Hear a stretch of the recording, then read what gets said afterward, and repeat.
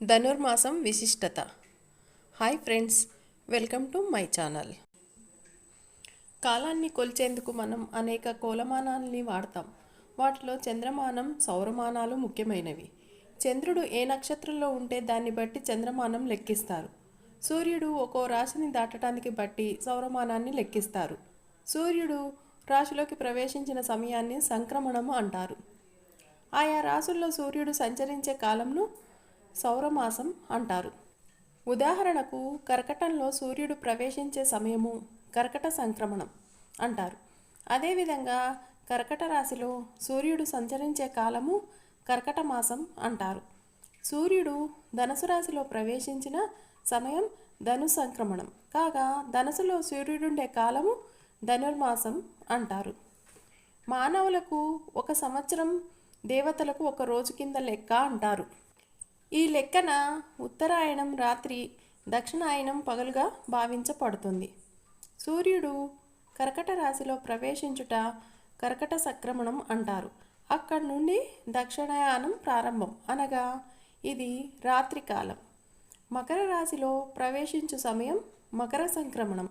ఇక్కడి నుండి ఉత్తరాయణం అనగా పగలుగా భావన. ఇలా భావించినప్పుడు దక్షిణాయనమునకు చివరిది, ఉత్తరాయణమునకు ముందుంది అయిన ధనుర్మాసం ప్రాతకాలం వలె పవిత్రమైనది. సాత్వికమైన ఆరాధనలకు ప్రధానమైనది కనుక సత్వగుణ ప్రధానమైన విష్ణువును ఈ నెలలో ఆరాధిస్తారు. ఈ నెల విష్ణుమూర్తికి ప్రీతికరమైనది. గోదాదేవి కథ ఈ మాసమునకు సంబంధించిందే. సూర్యుడు ధనురాశిలో ప్రవేశించడాన్ని పండుగ నెల పట్టడం అని కూడా అంటారు. ఈ నెల రోజులు ఇంటి ముందు పండుగ హడావిడిని గుర్తు చేస్తూ 4 వీధులకు చిహ్నంగా ముగ్గులను తీర్చిదిద్దుతారు. అయితే ఈ ధనుర్మాసం సౌరమానానికి సంబంధించింది. కానీ మనం తెలుగువారం చంద్రమాన అనుయాయులం. దీనికి గుర్తుగా ఈ ముగ్గు మధ్యలో చంద్రుణ్ణి తీర్చిదిద్దుతారు. కార్తీక మాసం, మాఘమాసం, శ్రావణ మాసం ఇలా ఈ నెలలకు మాత్రమే ఎక్కువ ప్రాధాన్యత ఉందని చాలామంది భావిస్తారు. కానీ ధనుర్మాసం కూడా చాలా ఆధ్యాత్మిక ప్రయోజనాలు కలిగిన నెల అని చాలామందికి తెలియదు. ఈ నెలకు కూడా చాలా ప్రత్యేకత ఉంది. ఇల్లు శుభ్రం చేసి దీపారాధన చేయటం వల్ల మహాలక్ష్మి కరుణా కటాక్షాలు సిద్ధిస్తాయి. ధనుర్మాసం విష్ణునికి చాలా ప్రత్యేకమైనది. తిరుమలలో ధనుర్మాసం నెల రోజులు సుప్రభాతం బదులు తిరుప్పావై గానం చేస్తారు.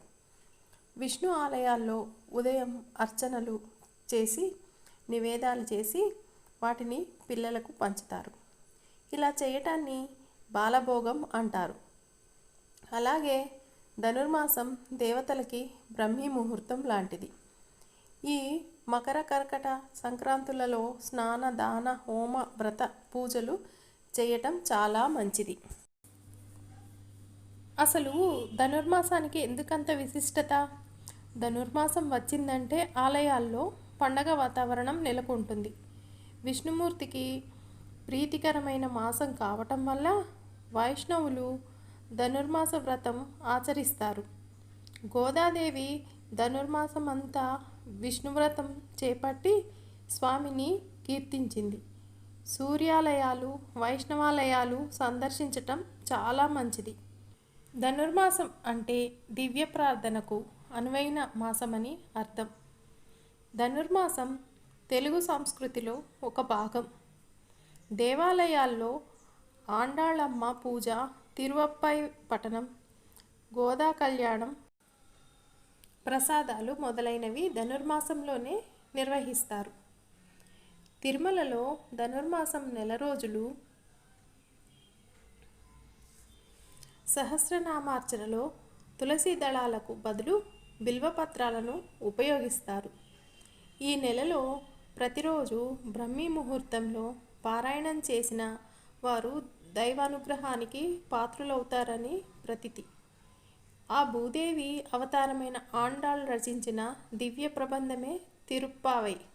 ద్రావిడ భాషలో తిరు అంటే పవిత్రమైనది, పావై అంటే వ్రతం అని అర్థం. ధనుర్మాసంలో విష్ణువును మధుసూదనుడు అనే పేరుతో పూజించి మొదటి 15 రోజులు చక్కెర, పొంగలి లేదా పులగం స్వామికి నైవేద్యంగా సమర్పించాలి. తరువాత 15 రోజులు దధ్యోజనం అర్పించాలి. పెళ్లి కాని అమ్మాయిలు ఇంటి ముందు ముగ్గులు, గొబ్బిళ్లతో పూజలు చేయటం వల్ల తమ కోరిన వరుడు లభిస్తాడు. గోదాదేవి మార్గళి వ్రతం పేరుతో విష్ణువును ధనుర్మాసమంతా పూజించింది. శ్రీకృష్ణుని ధనుర్మాసం నెల రోజులు తులసిమాల సమర్పించే యువతులకు నచ్చిన వరునితో వివాహం జరుగుతుంది. ధనుర్మాస వ్రతం గురించి మొదట బ్రహ్మదేవుడు నారద మహర్షికి వివరించినట్లు పురాణ కథనం. ధనుర్మాస వ్రతం గురించి బ్రహ్మాండ ఆదిత్య పురాణాల్లో, భాగవతంలో, నారాయణ సహితంలో కనిపిస్తాయి. ఈ వ్రతం ఆచరించాలనుకునే వాళ్ళు తమ స్తోమతను బట్టి విష్ణు ప్రతిమని చేయించి పూజించాలి. ప్రతిరోజు సూర్యోదయానికి ముందే స్నానాలు పూర్తి చేయాలి. పంచామృతాలతో మహావిష్ణువును అభిషేకించి తర్వాత తులసి దళాలు, పూలతో, అష్టోత్తర సహస్రనామాలతో స్వామిని పూజించి నైవేద్యం సమర్పించాలి. ధనుర్మాస వ్రతం చేయటం వల్ల ఇహలోక సుఖాలు, పరలోక మోక్షం పొందుతారు. ఆత్మ పరమాత్మను చేరటానికి ఉపకరించేదే ధనుర్మాస వ్రతం. ప్రాచీన కాలం నుంచి భారతీయులందరూ ఈ వ్రతాన్ని ఆచరిస్తున్నారు. శాస్త్రీయ దృక్కోణం. వైజ్ఞానికంగానూ ఈ వ్రతానికి ప్రాముఖ్యం ఉంది. ఈ మాసం చలికాలమైనందున రాత్రి భాగం అధికం. ఉదయాన్నే ప్రసాదంగా పొంగలి, దధ్యోదనం తీసుకోవటం వల్ల శరీరానికి కావలసిన శక్తి అందుతుంది. నెయ్యి, లవంగాలు, మిరియాలు ఉష్ణ పదార్థాలు. వీటి వల్ల దేహం సమశీతోష్ణంలో ఉండి చర్మ వ్యాధుల నుంచి రక్షణ కలుగుతుంది. పెసలు బుద్ధికారకుడైన బుధునికి, బియ్యం మనకారకుడైన చంద్రునికి ప్రత్యేకించినవి. ఈ సాత్వికాహారాల ప్రభావంతో బుద్ధి వికసిస్తుంది. చలికాలంలో చర్మానికి పగుళ్ల వంటి ఇబ్బందుల నుంచి రక్షణ లభిస్తుంది. సూర్యోదయానికి ముందే లేవటంతో స్వచ్ఛమైన గాలులతో శ్వాసక్రియ వేగవంతమైన కొత్త ఉత్సాహం కలుగుతుంది. ఇది ఫ్రెండ్స్ ధనుర్మాసం గురించి. మీకు ఈ వీడియో నచ్చినట్టయితే లైక్ చేయండి, షేర్ చేయండి, సబ్స్క్రైబ్ చేసుకోండి. పక్కనే ఉన్న బెల్ ఐకాన్ని ప్రెస్ చేయండి. Thank you.